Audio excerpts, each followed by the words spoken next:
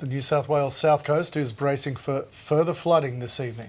The waters are peaking at Sussex Inlet, where the State Emergency Service says an incoming tide is expected to raise the water height to 1.5 metres. Our reporter Anne Barker is there and joins us now. Anne, what is the situation there?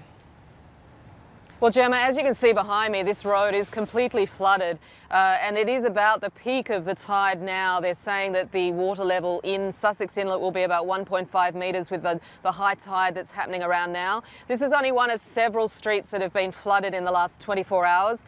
A lot of these streets were underwater even late last night, and some families were evacuating either to friends or family. Some people did go to an evacuation centre that was set up here in town, but certainly this evening, I think it will depend very much now on whether the rain sort of abates. It's a bit lighter than it was this morning. It was absolutely torrential last night. I think they're saying about 460 millimetres of rain fell over since yesterday, and it will depend very much now on whether that rain goes away or lightens. And beyond the evacuations that you just mentioned, how are people in the area coping with these conditions? Well, look, you may see behind me there's a fire truck just coming through as we speak.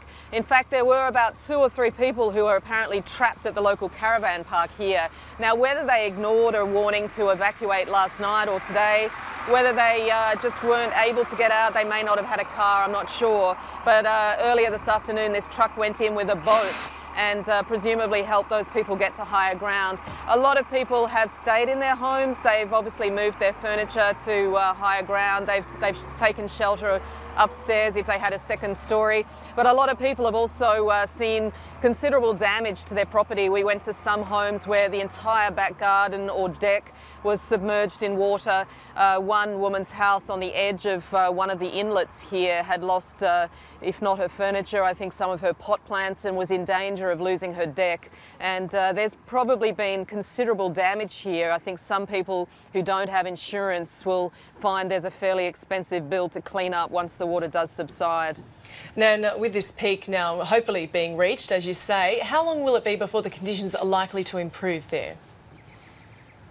Well, look, I'm not 100% sure. I think the rain is certainly, I don't think it's tipped to be as strong as it has been in the last 24 hours. But, you know, having said that, it's just raining again now. It sort of comes and goes in fits and bursts. So if you look on the radar map, there is a heavy rain sort of cloud right over this whole area. It's not just Sussex Inlet, but the Shoalhaven Plain and also Nowra and the St George's Basin. Those areas have been hit since yesterday, and it really does depend on whether that rain will start to move a bit further south or just dissipate altogether. Anne Barker, thanks very much for that update, and I hope the rain does go away, because it looks like that umbrella of yours is not going to hold up for much longer. Thanks, Scott.